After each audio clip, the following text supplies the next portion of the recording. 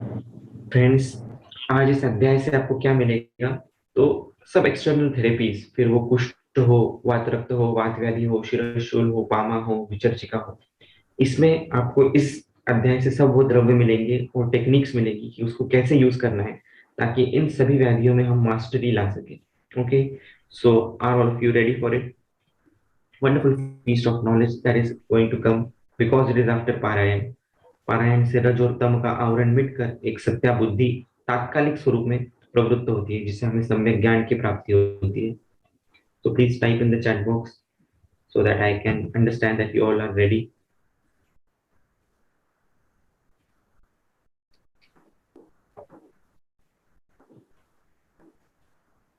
Yes, Neha ma'am is ready.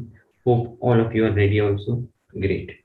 आज एक टीका पढ़ेंगे, इस अध्याय की सबसे महत्वपूर्ण टीका, अराउंड 12 to 15 लाइन्स की वो टीका पढ़ेंगे। उसका मीनिंग भी देखेंगे। मीनिंग इतना क्लियर होता है, कभी कभी हम संस्कृत से घबराते हैं, लेकिन the words used are so very simple sometimes that we can understand the meaning easily. Okay, all are ready? Great people, all of you wonderful people you are. इतने सुबह सुबह आ रहे हो, मस्ती से आनंद से जुड़ रहे हैं। Very nice, wonderful. यही चरक चाहते हैं हमसे कि हम डिवोटेडली उसे पढ़ें। ओके, सो टीका पढ़नी है। Type Y in the Charak box if you want to, और यू वांट टिडबिट्स इधर उधर से इस अध्याय के बारे में पढ़ना है, जानना है। एक टीका पढ़ेंगे ऐसे मुझे लगता है। Yes, Deep is ready. So आइए, पहले ही श्लोक पर टीका है वो पढ़ते हैं। द्विविधम ही भेषजम अंत परिमार्जनम वही परिमार्जनम च। ब्रेक कर करके पढ़ेंगे। दो प्रकार के भेषज हैं, अंत परिमार्जनम वही परिमार्जनम च। एक अंत परिमार्जन है इंटरनल मेडिसिन, एक है वही परिमार्जन। तत्र अपामार्ग तंडुलियेन पंचकर्म यवागु रूपम अंत परिमार्जनम अभिधावा अभिधायावशिष्टम वही परिमार्जनम प्रलयपाद्य आरगवदीयेन आह। Again self explanatory. अपामार्ग तंडुलीय अध्याय में पंचकर्म की सभी द्रव्य का मेंशन किया है, और अंत परिमार्जन करने वाले यवागुओं का वर्णन वहां पर किया है। तो जाहिर सी बात है, ये भेषज चतुष्क है, इसमें सभी की सभी औषधियों का वर्णन होना चाहिए। तो अंत परिमार्जन के द्रव्य बता दिए गए अभी इस अध्याय में। आरगवदीय जो श्लोक है, आरगवदा से एड़ गजा, इस श्लोक से वही परिमार्जन चिकित्सा बताई गई है। उच्चारण भी कैसे होता है देखिए। जब विसर्ग होता है तब उसका उच्चारण ऐसा होगा, वही परिमार्जन, आपको ही को छोड़ना है। पेशजम अंत परिमार्जन, इस प्रकार से उसका उच्चारण होता है। यद्यपि कुष्ठ चिकित्सितम पृथक एवं चिकित्सा स्थाने भविष्यति। यद्यपि, सिंपल, यद्यपि कुष्ठ चिकित्सितम पृथक एवं चिकित्सा स्थाने भविष्यति, पृथक रूप से कुष्ठ चिकित्सा का चिकित्सा स्थान में कथन कर दिया है। तत्र एव च अवसर प्राप्त एते आरग्वदादयो वक्तुम उचितः। फिर भी यहाँ अवसर प्राप्त देखकर, अवसर प्राप्त क्या है? प्रसंग तंत्रित के वही परिमार्जन बता दिया है, सॉरी अंत परिमार्जन बता दिया है। तो अभी अवसर प्राप्त, अभी अवसर प्राप्त हुआ है। अंदर की तो चिकित्सा बता दी, लेकिन बाहर की भी तो बतानी चाहिए, तो ही वो विशुद्ध चिकित्सा होगी। इसलिए अवसर प्राप्त करते हुए आरग वदादि का वचन किया है। तथापि यह पृथक कुष्ठ योगान अभिधानेन कुष्ठस्य अनुबंधित्वेन च महारोगत्वं ख्यापयति। यहाँ पर प्रायः जो लेप बताए गए हैं वो कुष्ठ को मद्देनजर रखते हुए बताए गए हैं, क्योंकि आप जानते हैं कुष्ठम दीर्घ रोगाना, उसका अनुबंध बहुत देर तक रहता है, महारोगत्व उसे प्राप्त है। इसलिए यहाँ के जो लेप है वो प्रायः उसको एड्रेस करते हुए बताए हैं। हालांकि दूसरे योग भी यहाँ पर है जो बाह्य परिमार्जन के लिए उपयोगी है। अभ्यर्थितो ही अर्थः पुनर्पुनर अभिधीयते। क्योंकि जो इष्ट होता है, अभ्यर्थितो ही अर्थः, जो इष्ट है उसका पुनः पुनः कथन करना चाहिए। हमें इष्ट क्या है? तो कुष्ठ चिकित्सा ये इष्ट है, क्योंकि ये महारोग है। कोई अनम्यूट कीजिए, सॉरी म्यूट कीजिए, जिस किसी का भी चालू है माइक। ये बार बार रोज बोलने की नौबत नहीं आनी चाहिए। You should take care about it. तो अभ्यर्थितो ही अर्थः पुनर्पुनर अभिधीयते, जो हमारे इष्ट होता है उसका पुनः पुनः कथन किया जाता है। इसलिए यहाँ पर भी पुनः पुनः कुष्ठ अध्याय में भी किया है और यहाँ पर भी किया है। इयं च कुष्ठ चिकित्सा अनागता वेक्षण तंत्र युक्त्या निदान स्थाने हेतु लक्षणाधिभिर्लक्षितम कुष्ठम उद्देश्य उक्ता। अब यहाँ पर अनागता वेक्षण तंत्र युक्ति का यूज किया गया है। अनागता वेक्षण और अतीता वेक्षण, ये दो तंत्र युक्तियां हैं, जैसे कि आप जानते हैं। अतीता वेक्षण मतलब पीछे मुड़कर देखना, सिंहावलोकन करना, अनागतावेक्षण तंत्र मतलब आगे जाकर देखना। तो यहाँ पर अनागत आवेक्षण तंत्र युक्ति का प्रयोग किया है, मतलब आगे जो विषय कहने वाले हैं उसका पहले ही जिक्र कर देना, इसको अनागत आवेक्षण तंत्र युक्ति बताई गई है। जैसे कि मद मूर्छा में बताया गया 24वां जो अध्याय है उसमें बताया है उन्होंने चरक सूत्र स्थान 24 का कि अष्टविंशत्या औषधस्य तथा तिक्तस्य सर्पिषा प्रयोगाशस्यते तद्वत् महता षट्फलस्य च। इसकी व्याख्या करते हैं चरक सूत्र स्थान 2455 पर। ये फिर से अनागतावेक्षण से मैं आपको बता रहा हूँ क्रॉस रेफरेंस से कि तिक्तस्य महतस्तथा तिक्तस्य षट्फलस्य तथा महतिक्तस्य इति संबंधः एते च तिक्त षट्फल महतिक्तकृते कुष्ठचिकित्सते वक्तव्य। ये जो दो ग्रुप मूर्छा और मद में आए हैं वो अनागत वेक्षण तंत्र युक्ति के उदाहरण हैं, क्योंकि यहाँ पर उन्होंने 24वें अध्याय में तिक्त सर्पिका और षट्फल घृत का वर्णन किया गया है, जो कि वास्तव में आगे जाकर कहाँ पर कुष्ठ चिकित्सा में या अन्यत्र उसका वर्णन किया गया है। इस प्रकार से यहाँ पर भी अनागतावेक्षण तंत्र युक्ति से कुछ ऐसे लेपों का वर्णन किया है जो कुष्ठ अधिकार में आते हैं, कुष्ठ चिकित्सा अध्याय में आते हैं, लेकिन यहाँ पर प्रसंग से उन्हें वही परिमार्जन होने की वजह से वर्णन कर दिया है। यद्यपि राजयक्ष्मा प्रभृतयो अपि महारोगाः सन्ति तथापि न ते भूरि बहि परिमार्जन विषय। राजयक्ष्मा भी महारोग की श्रेणी में आता है, लेकिन वो वही परिमार्जन का विषय नहीं होने के वजह से, उसकी संप्राप्ति कुछ अलग ट्रैक की वजह होने से वहां पर वही परिमार्जन का इतना वर्णन नहीं है। लेकिन कुष्ठ में लसिका मांस आदि की दुष्टि प्राय होने से वही परिमार्जन का विषय होने से वहां यहाँ पर उसका वर्णन किया गया है। कुष्ठ कुष्ठहर बहिपरिमार्जन कुष्ठहर बहिपरिमार्जन उपोद्घातेन च वातापहाः कोलम कुलत्था जो आगे योग आएगा वो वातापहा भी कहा गया है। इसका मतलब यहाँ पर सिर्फ कुष्ठ के ही योग नहीं है, तो अन्यत्र दूसरे योग भी यहाँ पर इति आदयो अभिधास्यन्ते। किं च कुष्ठ बहिपरिमार्जन प्रयोगाणाम इदं स्वरूपम यत् शोधनानंतर प्रयुज्यमाना सिद्धि भाजो भवति। वेरी इंपॉर्टेंट है, बहुत बार हमें कुष्ठ में सिद्धि चिकित्सा नहीं मिलती है क्योंकि हम बिना शोधन किए ही लेप को प्रयुक्त करते हैं। Hello, specially for all the students, जो भी कोई स्किन डिजीज लेकर पेशेंट आते हैं आप उसको लेप दे देते हो, कोई ऑइंटमेंट दे देते हो, उसका आपको फल नहीं मिलता है क्योंकि अंदर से वो शुद्ध नहीं है। यदि आप उसको अंत परिमार्जन करो, वमन करो, विरेचन करो, यथा अवस्था अंत परिमार्जन करने के बाद यदि आप उसको वही परिमार्जन देते हो तो ही उसका ट्रैफिक जाम निकलता है। यदि शरीर में ट्रैफिक है, दोषों की बहुदोष अवस्था है और आप उसको लेप चिकित्सा दे रहे हो तो वो सिद्ध नहीं होती है। और ये टीका उसका उदाहरण है, यहाँ पर उन्होंने क्लियर कट वैसा मेंशन किया है।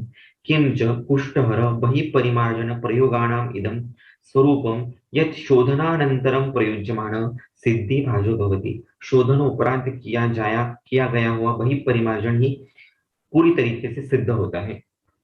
कुष्ठ चिकित्सा में वो इस प्रकार भी कहते हैं कि स्नेहपानम ही अशुद्ध कोष्ठस्य व्याधिवर्धनम भवन्ति। स्नेहपानम ही अशुद्ध कोष्ठस्य व्याधिवर्धनम भवति। यदि आप स्नेहपान भी कोष्ठ में करते हो, अशुद्ध कोष्ठ में करते हो तो वो भी गलत है। इसका क्या मतलब हो गया कि कुष्ठ में कभी कभी आपको बिना स्नेहपान किए हुए वमन या विरेचन करवा देना है, और वो क्लासिकल वमन या विरेचन नहीं होता है, सिर्फ अंत परिमार्जन कुछ हद तक होता है। उसका वमन और विरेचन करा देने के पश्चात आप उसको लेप चिकित्सा या अंदर की स्नेहपान चिकित्सा बाद में यूज कर सकते हैं। ये भी बहुत सुंदर है जो हाईलाइट किया हुआ श्लोक है, इसके आगे का लाइन है जो ये लेपाः कुष्ठानाम प्रयुज्यन्ते निर्वृतास्त्र दोषाणाम। जब आप उसका रक्त की जो विकृति है उसको निकाल दो कपिंग थेरेपी जलों का उच्चारण करने से या सार्वदेहिक शिरामोक्षण करने के पश्चात, ये लेपाः कुष्ठानाम प्रयुज्यन्ते निर्वृतास्त्र दोषाणाम संशोधिताशयानाम सद्यः सिद्धिर्भवत्येषाम्। अगेन ये अनावत अना अनागतावेक्षण तंत्र युक्ति का उदाहरण है। ये चिकित्सा अध्याय 7 में कहा गया है कुष्ठ के।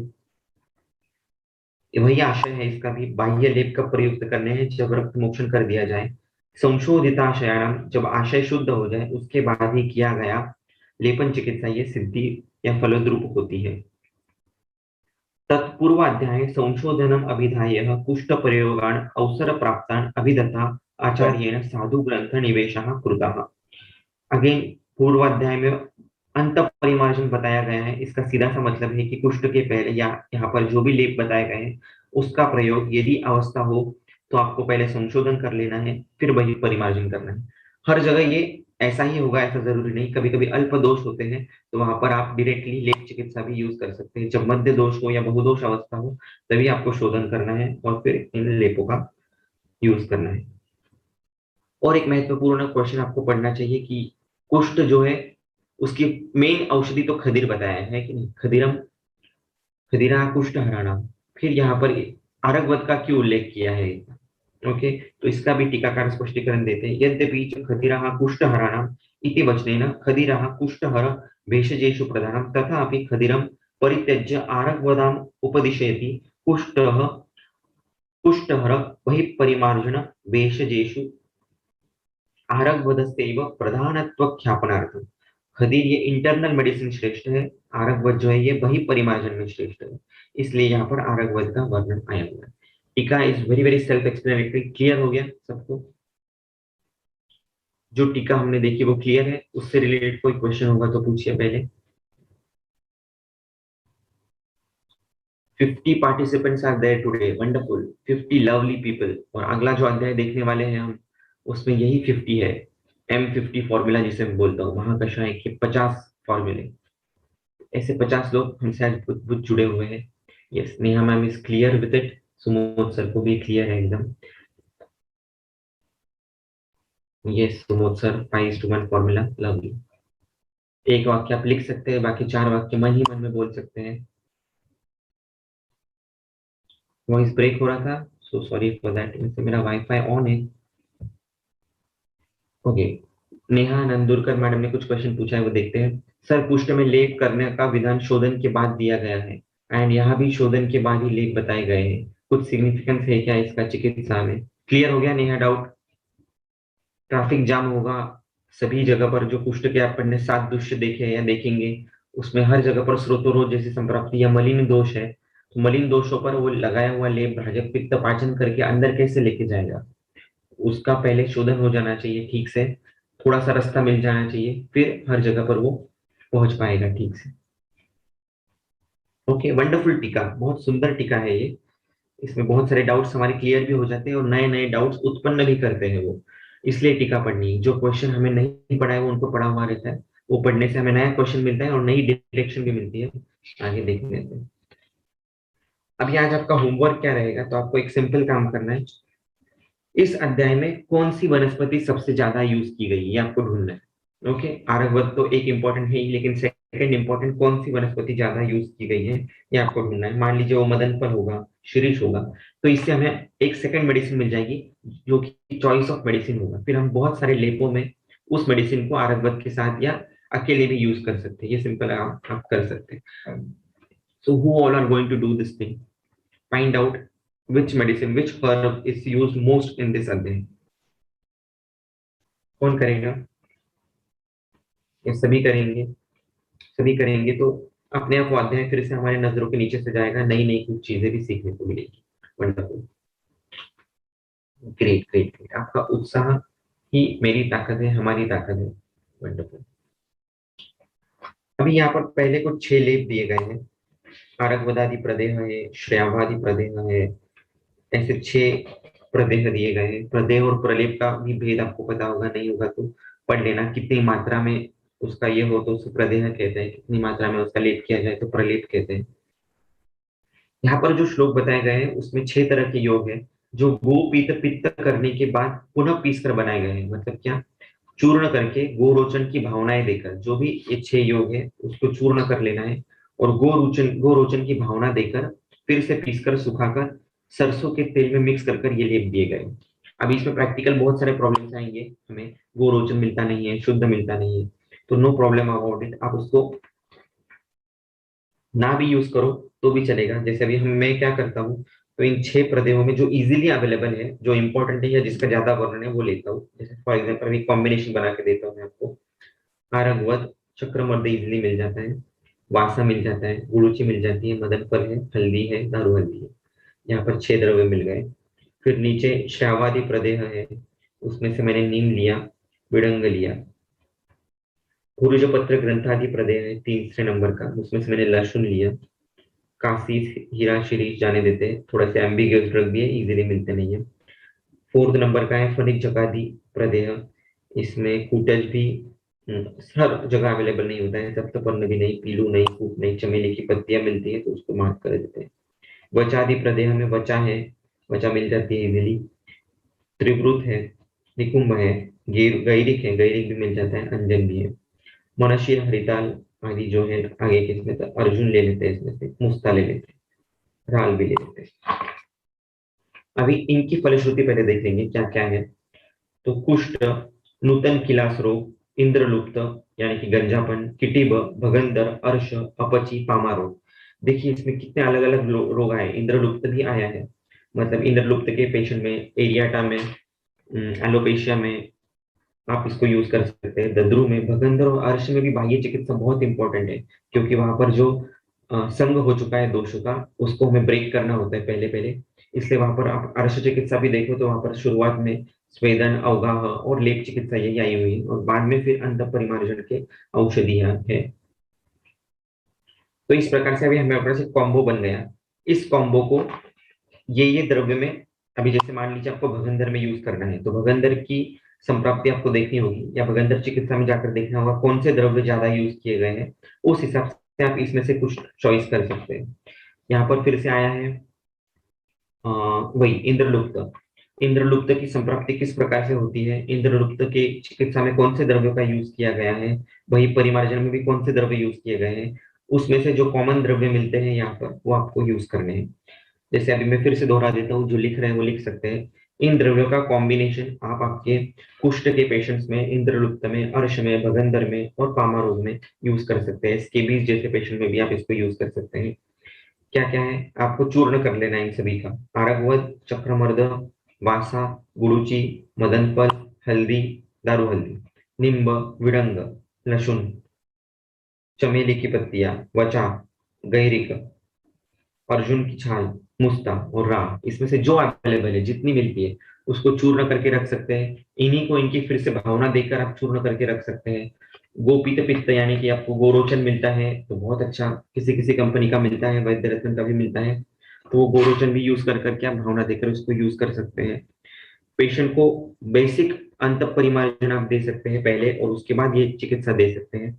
कभी कभी ऐसा होता है पेशेंट शोधन के लिए तैयार नहीं होता है, या इतनी दोष अवस्था, बहुदोष अवस्था नहीं होती है, तो यही आरगवत को, इसकी फल मज्जा को आप यूज कर सकते हैं। आरगवत की यदि आप फलश्रुति देखो भाव प्रकाश में, ज्वरे तु सततम पथ्यम कोष्ठ शुद्धिकरम परम, ऐसी उसकी फलश्रुति है।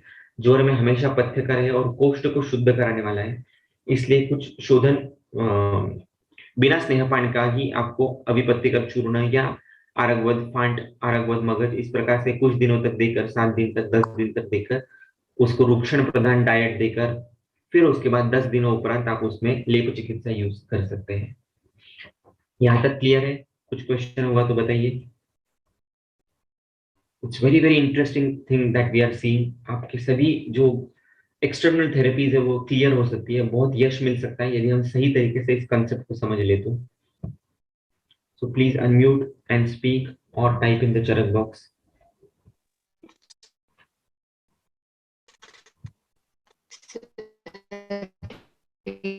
आपका, मैम आपका रेंज नेटवर्क प्रॉब्लम है शायद, सोनाली मैम। मगज और वृक्षवन। जी सर, आवाज आ रहा है अभी? हाँ हाँ, लास्ट का जो बोलिए। बताया वो क्लियर नहीं हुआ सर इतना मुझे। कौन सा? वो आरगवत मगज और वृक्ष अन्नपान बताया ना वो। हाँ तो देखो इन्होंने क्या बताया है कि अशुद्ध कोष्ठस्य स्नेहपानम व्याधि वर्धनम भवति, या आप उसको अंत परिमार्जन चिकित्सा जब तक नहीं देते तब तक कुष्ठ कुष्ठ पूरी तरीके से ठीक नहीं होता है। तो हमें क्या करना है, जो दोषों का सप्लाई है शाखा को वो मुख्यतः कोष्ठ से ही है। कोष्ठ से ही शाखा तक दोष जा रहे हैं। डेली हम खा रहे हैं गलत तरीके से, विरोधी अन्न आदि जो हेतु है कुष्ठ के, उससे मलिन कफ बन रहा है, मलिन पित्त बन रहा है, लसिका बन रही है खराब, और वो फिर से सप्लाई कर रही है शाखा को। इसलिए उसका टॉपअप होते रह रहा है कंटिन्यूअसली।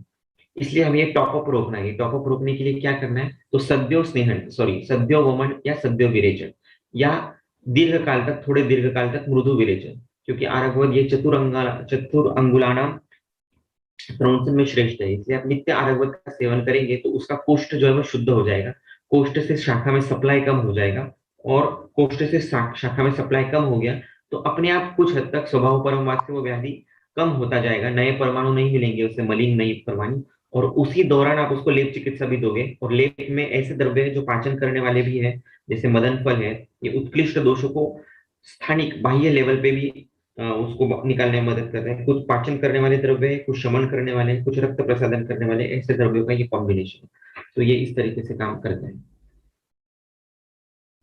यस, गृह धूम मैम क्लियर हुआ? Yes sir, yes, thank you. Yes. फिर गृह धूम है, अंजन है, ये भी वहां पर आया हुआ है, जहां पर बहुत ही चिरकालीन कुष्ठ होता है ना, बहुत दिनों से। आप एक्जिमा के पेशेंट देख लिए, बहुत कभी कभी बहुत पुराने आते हैं, 20 20 25 25 साल पुराने दद्रु के पेशेंट्स, या एक कुष्ठ कीटिक कुष्ठ एक्जिमा के पेशेंट्स आते हैं। उनमें आपको वातहर चिकित्सा बहुत ज्यादा जरूरी होती है। तो वहां पर गोधूम जैसा द्रव्य या गृहधूम भी वहां पर लेप के स्वरूप में यूज करना होता है। एक सेकंड, कौन सा क्वेश्चन पूछ रहे हैं?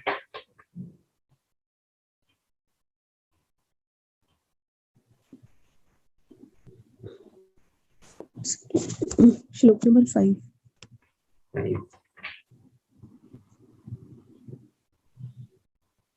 तो गुरुआ धूमादि करके एक चूर्ण मिलता है, एग्जैक्ट उसकी फलश्रुति मुझे भी नहीं पता, देखना पड़ेगा।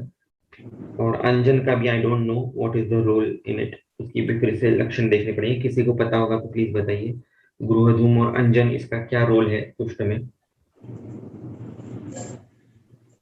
देखेंगे, आज ढूंढेंगे सब मिलके। ओके। फिर दो द्रव्य को नोट करके रखिए, कोल कुलत्थ, ये बहुत बार ग्रंथों में आया है, ये जोड़ी आई है, हस्बैंड एंड वाइफ, कोल कुलत्थ, कोल कुलत्थ बहुत बार आया है। कोल कुलत्थादि लेप है, कोल कुलत्थादि बस्ती में भी है। तो इसका क्या सिग्निफिकेंस हो सकता है, ये भी हमें ढूंढना है। ये खासकर यहाँ पर जो आया है कोल कुलत्थादि लेप, ये वातामयीनाम प्रदेहा, इसका मतलब आपके पास कोई वात व्याधि के रुग्ण आते हैं, फिर वो जानुसंधि शूल से लेकर पक्षवत तक के, उसमें भी लेप चिकित्सा बहुत इंपॉर्टेंट हो सकती है। हम बहुत बार लेप चिकित्सा को सिर्फ कुष्ठ तक सीमित रखते हैं, जो कि हमें नहीं रखना है। Skin is the largest organ of the body. Dhallan ने बताया है कि स्किन से दी हुई औषधि 15 20 मिनट पर मिनट में अस्थि धातु तक, मज्जा धातु तक पहुंच जाती है। इसका मतलब लेप चिकित्सा का कितना बड़ा इंपॉर्टेंस हो सकता है। तो अभी वातामयी नाम प्रदेहा, वातामय में भी उन्होंने कौन से लेप बताए, देखिए। बेर, कुलत्थी, देवदारू, रासना, उड़द, अलसी, तेलफल, कुष्ठ वचा, यवचूर्ण, इसमें से आप कुछ कुछ उठा के देख लीजिए। उड़द इजीली अवेलेबल है, अतसी इजीली अवेलेबल है, कुलत्थ इजीली अवेलेबल है, फिर वचा, शतावा, यवचूर्ण, इन 5 6 लोगों का भी आपने चूर्ण कर दिया, और उसको दशमूलारिष्ट में मिक्स करके भी आप लेप दे सकते हैं, एरंड तेल में मिक्स करके लेप दे सकते हैं, यथा अवस्था आपको क्या यूज करना है। ये स्लिप डिस्क के पेशेंट में भी आप दे सकते हैं। स्काई इज द लिमिट, वात व्याधि बोलने के बाद आपको क्या अपेक्षित है, और कौन से द्रव्य का चॉइस करना है, पाचन वाले ज्यादा चाहिए, रक्त प्रसादन वाले ज्यादा चाहिए, या आपको इसमें से चूज करके यूज करना है। कोल मतलब बेर, बेर के 3 प्रकार बताए, करकंदू, कोल, और ये तो छोटा बेर जो होता है उसको कोल कहते हैं, बदर।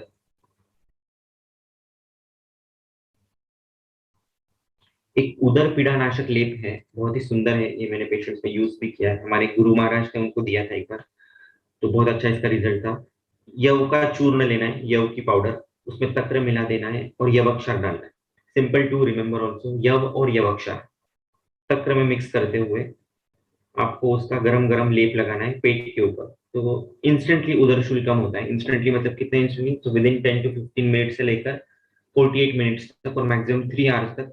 कोई भी उदर शूल का पेशेंट होता है, फिर वो अपेंडिसाइटिस से रिलेटेड हो, या तो एसिडिटी की वजह से उसको हो रहा हो, या आमाजीर्ण की वजह से हो, तो वहां पर ये लेप बहुत सुंदर काम करता है। सिर्फ यवक्षार प्योर चाहिए, यव का चूर्ण चाहिए, तक्र अच्छा शुद्ध चाहिए, ताजा बनाया हुआ, और इस सबको मिक्स करके लेप गरम करना है, और पेस्ट जैसा बनाकर पूरे उदर पर लेप करना है। गैसेस की कंडीशन है, छोटे बच्चे हैं जिनका अधमान से की वजह से तकलीफ होती है, उनको भी आप ये लेप बाह्यतः लगा सकते हैं। वात व्याधि नाशक और एक लेप आया है, हर जगह पर देखिए, शतावा और वचा, इसका बहुत ज्यादा यूज किया गया है वात व्याधि के कंडीशन में। तो इसका क्या रोल हो सकता है एक्सटर्नली, वो भी आप ढूंढिएगा। वात व्याधि में अम्ल द्रव्य को उन्होंने जानबूझकर यूज किया है, इसका भी सिग्निफिकेंस क्या है वो ढूंढिएगा। वात व्याधि में कोल जैसा द्रव्य है, और बाकी जगह भी अम्ल द्रव्यों के साथ प्रलेप करने के लिए बताया है। वात रक्त, इसके भी काफी पेशेंट्स हमारे पास आते हैं। वात रक्त मतलब गाउट नहीं, लेकिन गाउट बहुत बार वात रक्त से मैच करता है। तो गाउट की कंडीशन, या बहुत लोग ऐसे होते हैं जिनमें सुबह उठने के बाद पैर जमीन पर टेकने नहीं देते, है ना। तो वहां पर शूल भी होता है, दाह भी होता है, बहुत बार दोनों कंडीशन होती है। तो वहां पर यहाँ का लेप बहुत सुंदर है, जिसमें यष्टि है, सोफ है यानी कि शताववा है या मिश्रेया है, और घृत है, कसेरुका है, चिरौंजी यानी कि क्या कहते हैं उसको, चारोड़ी मराठी में बोलते हैं, वो है, और मिश्री है। तो इस प्रकार का आप कॉम्बिनेशन बनाकर पात रक्त के पेशेंट को भी लेप में दे सकते हैं। अभी आज से हमें क्या करना है, हमारा कोई भी पेशेंट क्यों ना आए, उसको वही परिमार्जन कुछ दे सकते हैं क्या नहीं, इस व्यू से हमें देखना है। पहले अध्याय से हमें चश्मा मिला सामान्य और विशेष का, हर एक इसमें व्याधि में हमें सामान्य विशेष क्या ढूंढना है। सेकंड अध्याय से हमें चश्मा मिला मात्रा कालाश्रया युक्ति, मात्रा और काल, कितनी मात्रा में लेप देना है, कितने दिनों तक देना है, ये वहां से मिलेगा।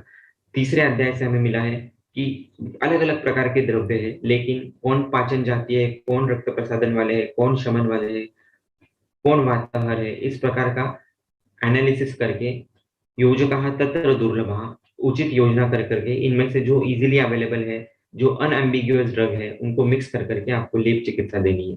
तो यही इस अध्याय का टेक अवे मैसेज है कि आपको सिर्फ बाह्य चिकित्सा स्किन में ही नहीं है, हर जगह पर आप वही परिमार्जन चिकित्सा यूज कर सकते हो।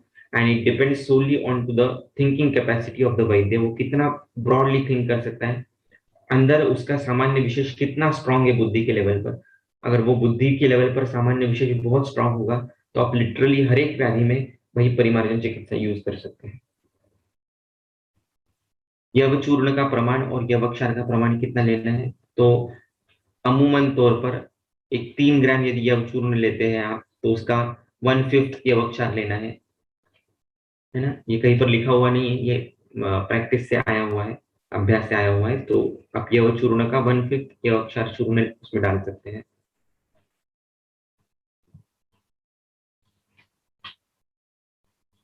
शिरशूल नाशक भी ले पाया हुआ है। तो शिरशूल के बहुत सारे पेशेंट्स हैं, अर्धाव भेदक के हैं, माइग्रेन के हैं, जो भी है, वहां पर चंदन आपको अवश्य यूज करना है, श्वेत चंदन का लेप, और उसके साथ फिर थोड़ा सा माइल्ड पाचन जाती है, दूसरा भी आप कुछ यूज कर सकते हैं।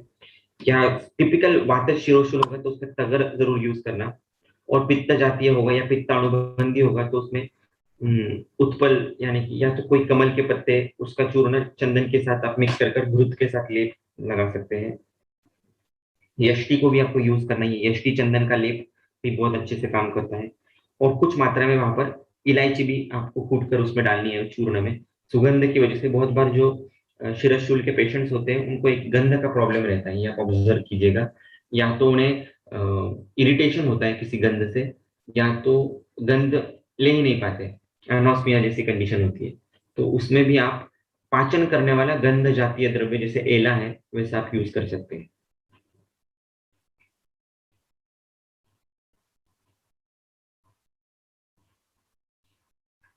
विषनाशक लेप है।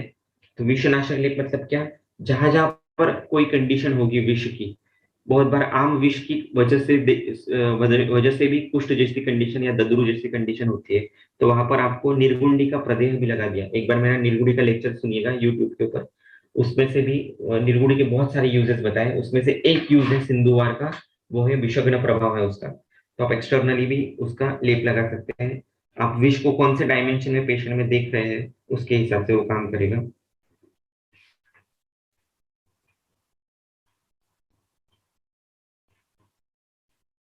बात रखते हैं, और 2 लेख तो है ही यहाँ पर, 21 नंबर का 22 नंबर का श्लोक, पवने सरकते जो बताया है वो वाला,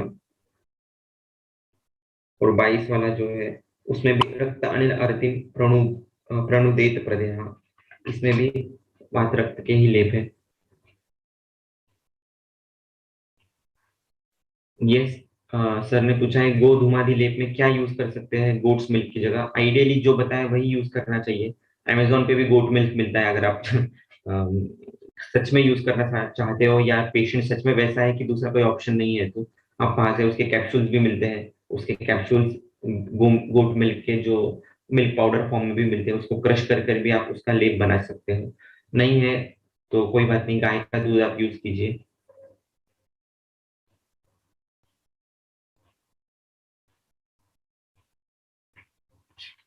okay, isn't this a wonderful अध्याय। हम देखने उसको सिर्फ आरगवदीय नाम के सिर्फ स्किन आता है हमारे मन में, विचर्चिका या कुष्ठ जैसी कंडीशन, लेकिन कितनी जगह पर इसको यूज किया जा सकता है आप सोचो।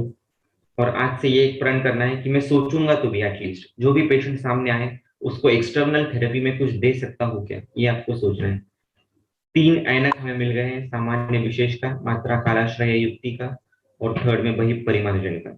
इन 3 ऐनक से हम आगे बढ़ेंगे। आगे के भी जो अध्याय है, फोर्थ फिफ्थ सिक्स, जैसे जैसे आगे बढ़ते चले जाएंगे, ये पहले का हम नॉलेज साथ में रखते हुए आगे आगे बढ़ते चले जाएंगे।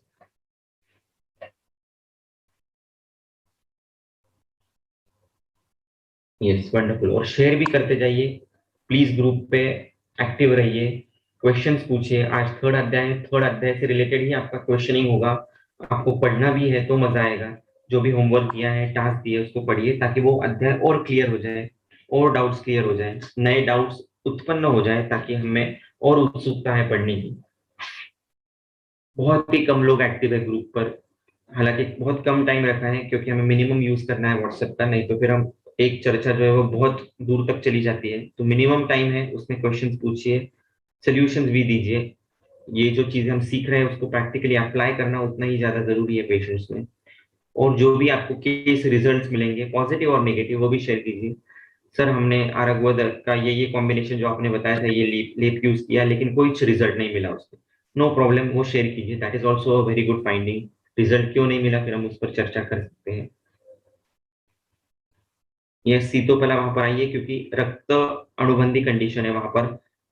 रक्त की विदग्ध अवस्था का शमन करना है, इसलिए कुछ लेपों में सीतोपला का वर्णन है, यानी कि शर्करा सीतोपलादी चूर्ण में जो यूज करते हैं वो।